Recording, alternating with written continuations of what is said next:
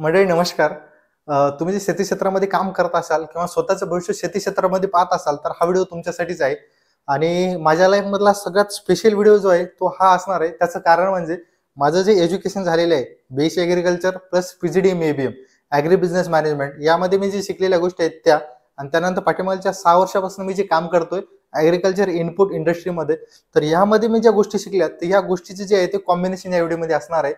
तर हा जो व्हिडिओ आहे याच्यामधला जो मुख्य विषय आहे तो म्हणजे ॲग्रिकल्चर इनपुट इंडस्ट्री. तर तुम्हाला प्रश्न पडला असेल की ॲग्रिकल्चर इनपुट म्हणजे काय?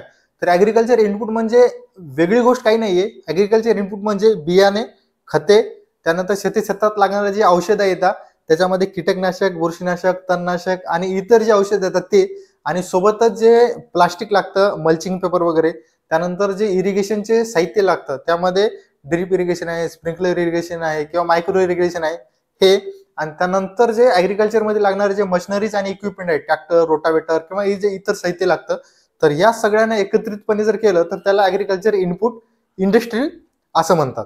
तर यामध्ये जे आहे ते आपण मुख्यत्वे 4 गोष्टी पाहणार आहोत. पहिली गोष्ट म्हणजे बिझनेस मॉडेल.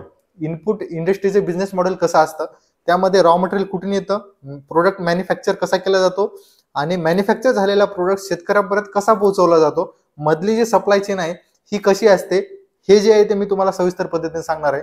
त्यानंतर दुसरा जो मुख्य मुद्दा असणार आहे तो म्हणजे डिस्ट्रीब्युशन स्ट्रॅटेजी. तर डिस्ट्रीब्युशन स्ट्रॅटेजीमध्ये आपण काय पाहणार आहोत, तर वेगवेगळे जे इनपुट इंडस्ट्रीमध्ये 4 प्रकारचे डिस्ट्रीब्युशन आहे, तर ते डिस्ट्रीब्युशनचे जे प्रकार आहे त्यामधलं सगळ्यात चांगलं डिस्ट्रीब्युशन मी तुम्हाला सगळे वेगवेगळ्या प्रकारचे सांगणार आहे. त्यामध्ये तुम्ही ठरवा की सगळ्यात बेस्ट तुमच्यासाठी कोणता असणार आहे. त्यानंतरचे जे कंपनीकडनं जे आहे ते वेगवेगळे 17 ते 18 प्रकारचे सपोर्ट म्हणा किंवा स्कीम म्हणा किंवा बेनिफिट जे आहे ते कंपनीकडनं डिस्ट्रीब्युटरला दिले जातात आणि त्यामार्फत बिझनेस जे आहे ते करून घेतला जातो. तर ती नेमक्या कोणत्या आहेत आणि कोणत्या कंपनी कोणते इम्प्लिमेंट करतात सध्या इनपुटमध्ये, तर हे मी तुम्हाला सांगणार आहे. आणि सोबतच जे आहे ते डिस्ट्रीब्युटरकडनं पण कंपनीला वेगवेगळ्या प्रकारचे बेनिफिट दिले जातात. तर ते नेमके कोणते असतात हे तुम्हाला मी या व्हिडिओमध्ये सांगणार आहे. तिसरा आणि सगळ्यात महत्त्वाचा जो मुद्दा आहे तो म्हणजे ॲग्रिकल्चर इनपुट इंडस्ट्रीमध्ये सेल्स अँड मार्केटिंग कशी केली जाते किंवा प्रोडक्ट डेव्हलपमेंट कसं केलं जातं. तर त्यामध्ये जे आहे ते मुख्यत्वे 3 पद्धतीने काम केलं जातं. एक फार्मर लेवलला, दुसरं रिटेलर लेवलला आणि तिसरं डिस्ट्रीब्युटर लेवलला. तर यासाठी वेगवेगळ्या कंपन्या सायंटिफिकली प्रूव्हन आणि ज्याचे सक्सेस रेट खूप जास्त आहे अशा जवळपास 20 प्रकारचे जे आहे ते डिमांड क्रिएशन किंवा डिमांड जनरेशन ऍक्टिव्हिटी केले जातात. तर त्या नेमक्या कोणत्या आहेत आणि साधा प्रोडक्ट ब्रँड कसा बनवला जातो ॲग्रिकल्चर इनपुटमध्ये, तर हे मी तुम्हाला या व्हिडिओमध्ये सांगणार आहे.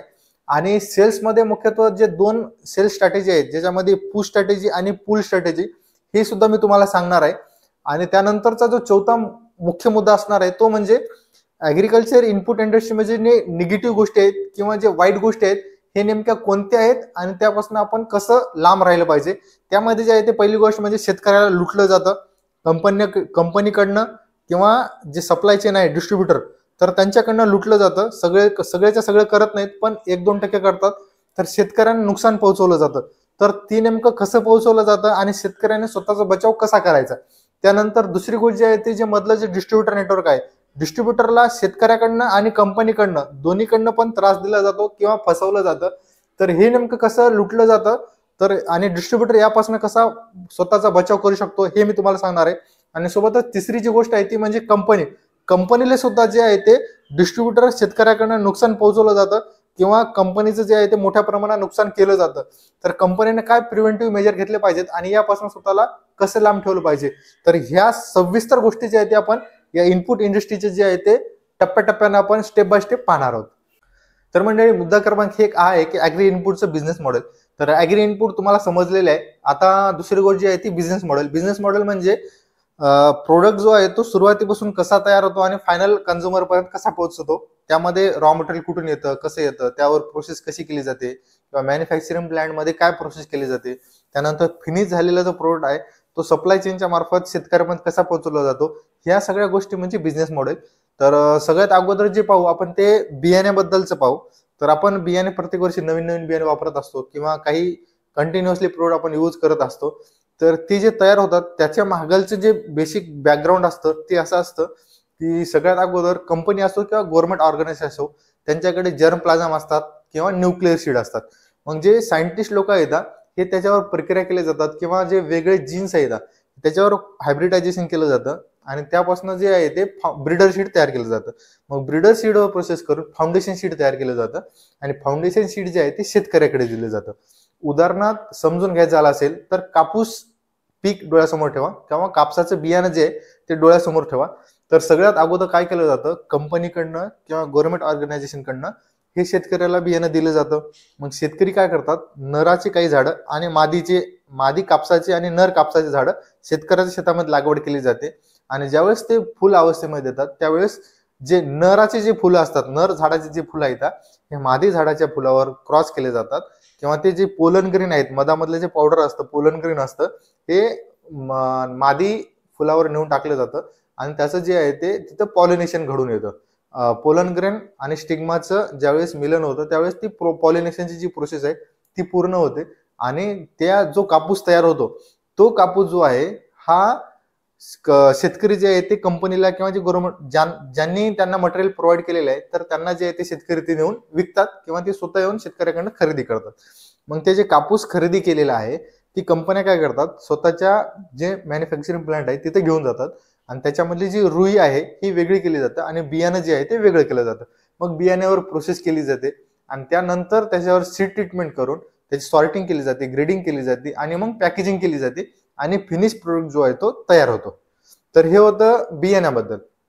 त्यानंतर दुसरा जो मुद्दा येतो तो म्हणजे खतं मॅन्युफॅक्चरिंगचा. तर खतं जे मॅन्युफॅक्चरिंग केले जातात हे दोन पद्धतीने केले जातात.